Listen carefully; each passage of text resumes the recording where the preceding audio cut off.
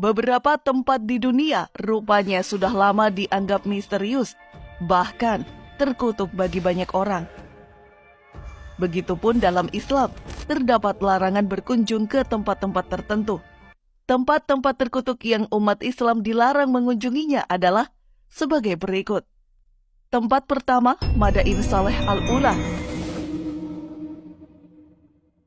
Al-Ula berada 300 km sebelah utara dari Madinah, Arab Saudi. Bangsa Yunani menyebutnya dengan Hegra, sementara umat Islam mengenalnya sebagai Al-Hijr atau Madain Saleh.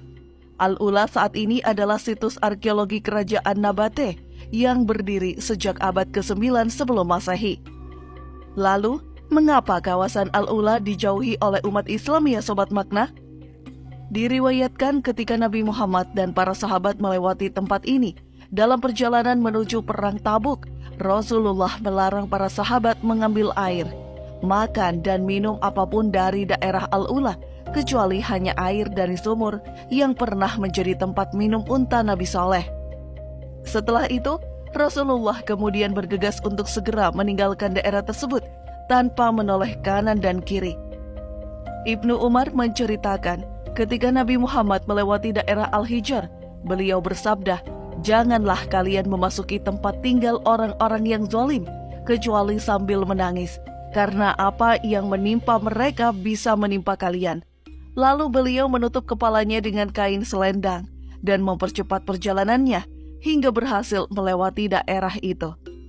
Dari riwayat tersebut kita dapat mengetahui alasan Nabi Muhammad menjauhi tempat ini karena tempat tersebut berhubungan dengan masa lalu yang kelam. Begini kisahnya. 2500 tahun sebelum Nabi Muhammad dilahirkan, peradaban kaum Samud berdiri sebagai salah satu peradaban Arab kuno. Nama Samud diambil dari leluhur mereka yang diyakini merupakan cicit dari Sam, salah satu putra Nuh yang selamat saat banjir.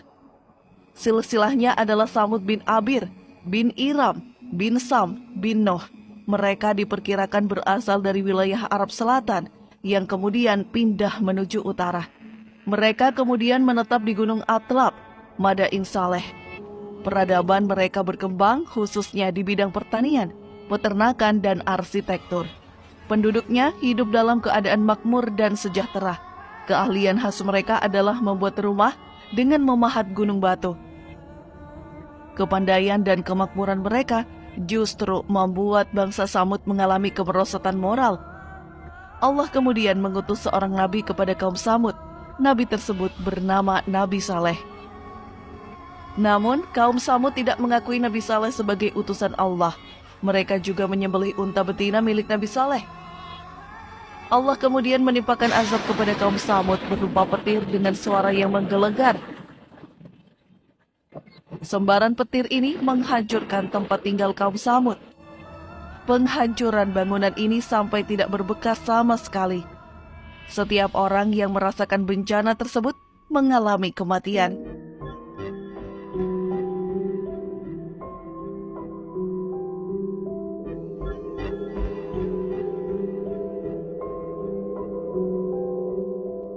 Ibnu Battuta pernah melewati kota ini dan mencatat bahwa ada rombongan dagang yang bersamanya enggan untuk berhenti di Al-Ula. Keengganan untuk berhenti tersebut, selain peristiwa mengerikan kaum Samud, konon dikaitkan dengan Al-Ula yang disebut kota hantu atau terkutuk.